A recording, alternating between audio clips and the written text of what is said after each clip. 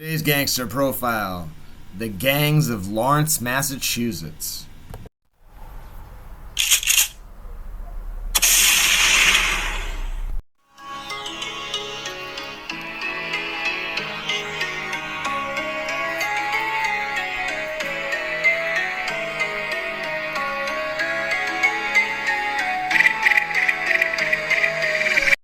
Now I'm going to begin this video with a disclaimer. I don't mean to offend or upset anyone with this video.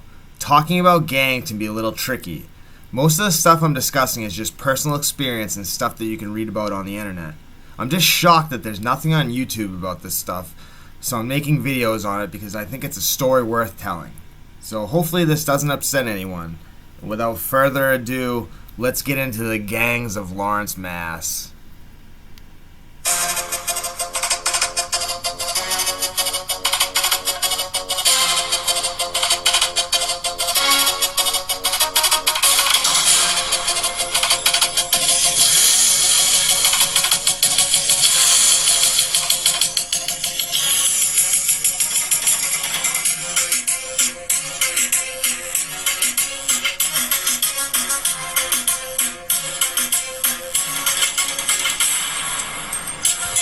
Lawrence, Mass. Although not known nationally, anyone who lives in New England knows about the city of Lawrence. Nicknamed Lawtown, Lawrence, Mass. is a super hub for narcotics dealing and trafficking. Wherever there are drugs and money, there will also be groups competing with each other for the spoils. Lawrence has been a heroin city long before there was a national epidemic. People drive hours from every corner of New England to come to Lawrence and cop their dope. Where there are drugs, there are usually gangs as well. Gangs usually control the street-level retail side of the drug gang. The city of Lawrence is no different. Since the early 1990s, nationally syndicated gangs like the Latin Kings and the Gangsta Disciples started to take root in the city. Lawrence, Mass., similar to the nearby city of Lowell, sits on the mighty Merrimack River and was a hub for mills in the textile industry. In the 1800s, during the Industrial Revolutionary boom, many French Canadian, Irish, and Germans came to work in the mills. At the turn of the 20th century, following them, Italians, Eastern Europeans, and Middle Eastern people from countries like Syria came to Lawrence. Through the 20th century, the textile industry started to die off in Lawrence, and after the Second World War, the city saw a giant influx in Puerto Rican residents. Puerto Rico is a territory of the United States, thus Puerto Ricans are considered American citizens. As the industrial cities of the Merrimack Valley became more and more depressed, lots of residents left the city for greener pastures. After the Vietnam War, the city saw some Southeast Asian refugees in the late 70s and early 80s, but not to the level of the nearby city of Lowell, Mass. Throughout the 80s and early 90s, a giant influx of Dominican residents came to Lawrence. Massachusetts has the second largest Dominican population in the country, second only to New York. And Lawrence has the second highest concentration of Dominican residents in the state, second only to Boston. By the end of the 1990s, Lawrence had lost about 25,000 residents from the high in the late 1800s because of the massive loss in industry.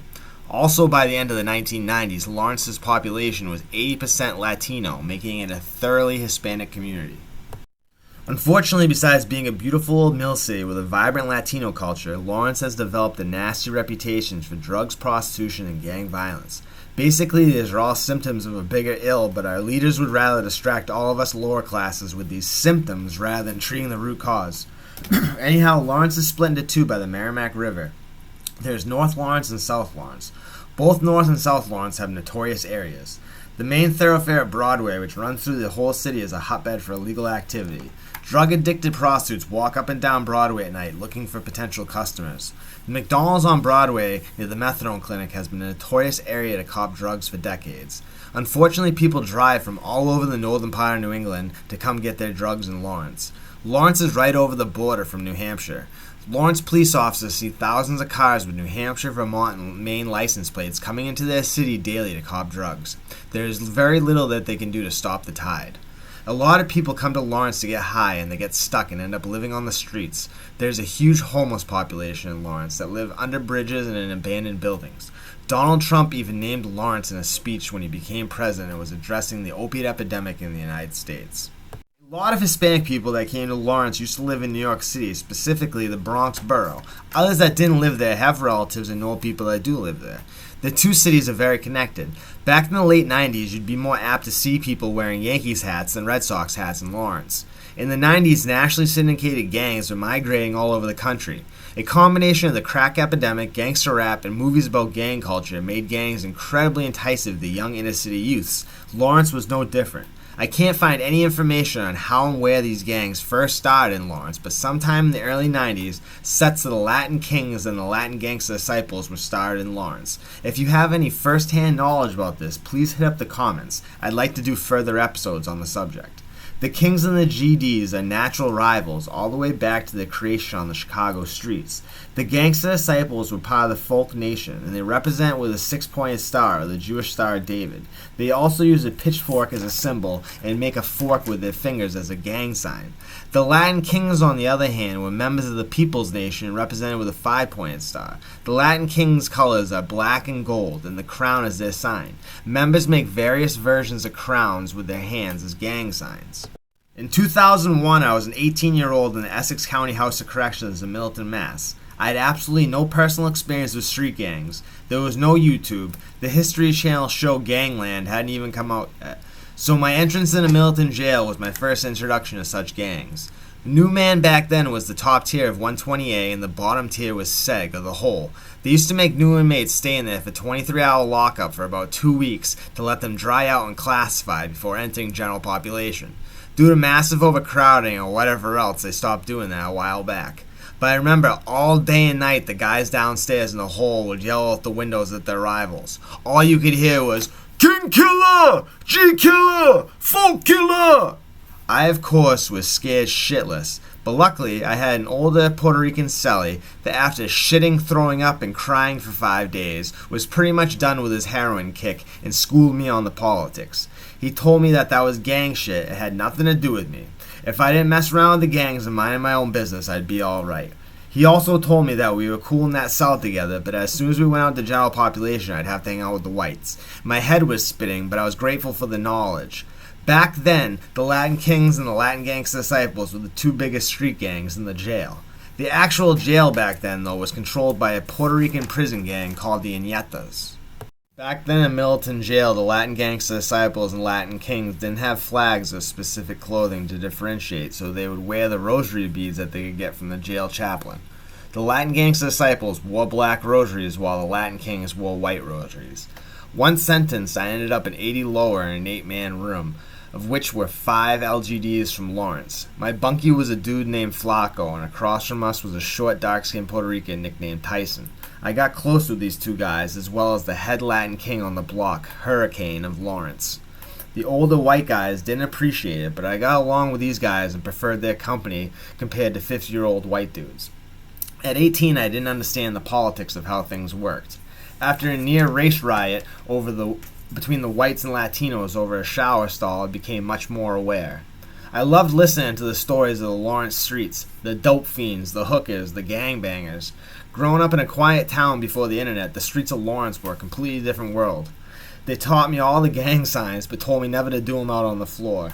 They explained the politics and how everything worked. I never wanted to get down, but I always found it extremely interesting.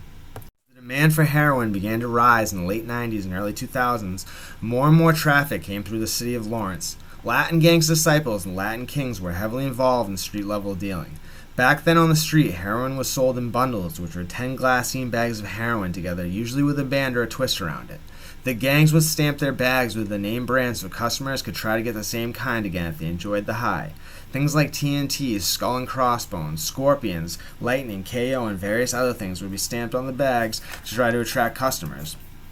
In the late 90s, the gangs started to try to extend both their gangs and territory and also their role in the drug gang. The neighboring city of Haverhill was ripe for gang activity. The city is also a depressed former mill city. After all the industries dried up, the downtown area was kind of a desolate place with old empty mill buildings. Haverhill also sits on the Merrimack River. The neighborhoods of High Street and the Acre, especially around 7th, 8th, and 9th Avenue, were hotbeds for gangs. The LGDs and Kings started sets in Haverhill and began selling heroin and crack cocaine in this gritty city as well. Another more suburban city in the Merrimack Valley named Methuen, which borders Lawrence, also saw a rise in gang activity and drug sales. The gangs were beginning to spread all over the Merrimack Valley, with a common theme are older mill/industrial cities that had long since seen their glory days. But there are also wealthier suburban communities mixed in as well, like Andover and North Andover. Unfortunately, it's a lot of these wealthier suburban towns that are in the vicinity of Lawrence that help survive the steady stream of drug customers entering the city. This is the purpose of most street gangs, to become bigger and stronger, to have a bigger role in the drug gang. The Kings and LGD were heavily recruiting members off the streets and also in the Middleton House of Corrections during this time. During a 1999 FBI RICO case against the Latin Gangsta Disciples, the FBI used cooperating witnesses, and they also managed recording the gang's secret monthly meetings. This was when the Lawrence Police, along with the FBI Gang Task Force and the DEA, started to acknowledge the magnitude of the gang problem in Lawrence. While recording a monthly gang meeting where LGD members met and discussed business, it was discovered that all gang members that sold dope for the LGD were expected to kick up a tax to higher-ups in the gang. The LGD leader at the time, Luis Flores, aka T-Rock, was telling members he wanted $50 off every bundle sold. He said, "We got business on Park Street. I give you a bundle, I want $50 out of it. I'm paying for it. You're going to give me my money regardless." Flores was referring to Park Street in Lawrence, where the gang conducted a lot of their drug sales. Park Street might be one of the most notorious streets in the city of Lawrence. They also discussed members failing to contribute to the Fundle, which was a fund collected from members so the gang could purchase firearms, bail out arrested members, or hire them lawyers. An underling criticized the hierarchy for not communicating enough amongst each other, calling them by name. "You, T-Rock, Pinchy, and Bocero, you're the ones that are running this. You're supposed to be communicating at all times and let each other know what's going on. We're an organization." It was clear to the FBI that the gangs in Lawrence were just as organized as the ones in New York City and Chicago. The gang had a hierarchy, rules, and meetings where members were held accountable, and ultimately they were a drug enterprise. Their purpose was to sell heroin in and around the Merrimack Valley, to grow and spread their gang, and to become stronger and more powerful than their opposition. Another gang that started to ring bells in the early 2000s were the Outlaws, or Immortal Outlaws. I'm not talking about the outlaw motorcycle gang, but a mixed-race street gang that started in Lawrence, Mass. I'm not sure if there are sets outside the Merrimack Valley, if the gang was created in Lawrence and doesn't exist anywhere else. If you have information, please hit the comments. I personally knew Don P., who was one of the original 12 members and creators of the Outlaws. If there's any way he can hear this, or if anybody knows him and can get in contact with him, I'd love to interview him, please. Anyhow, the Outlaws grew in size in the first decade of the 2000s on the streets of Lawrence and especially in the Middleton jail. It quickly became one of the top 3 gangs in Essex County, along with the Latin Kings and the Latin Gangsta Disciples. The Outlaws aligned themselves with the Latin Kings and the People's Nations and viewed the LGDs as enemies, or at least they used to. As far as I know, this gang still exists to this day and still has a good amount of members. In the 2010s, a Dominican gang called the Trinitarios exploded into Massachusetts and Essex County. The Trinitarios, or Trinis, represent with the color green of the Dominican flag. With Lawrence's giant influx of Dominican residents in the 1990s, it made it a rich recruiting ground for the Trinis. The gang, which originally started the New York penal system to protect Dominican inmates, spread through New York City and New Jersey up the coast of Massachusetts. Within a decade, the power switch and the Trinitarios, the new player, were now the top dog. Everyone in New England knows the Dominicans run the drug game in the Northeast, so obviously the Trinitarios had plenty of drugs to pump on the Lawrence streets, which made them stronger, and they were also beginning to dominate the jail as well. The Inietas, the Puerto Rican prison gang that ran Middleton since it opened in the early 90s, started to lose their grip after 2010.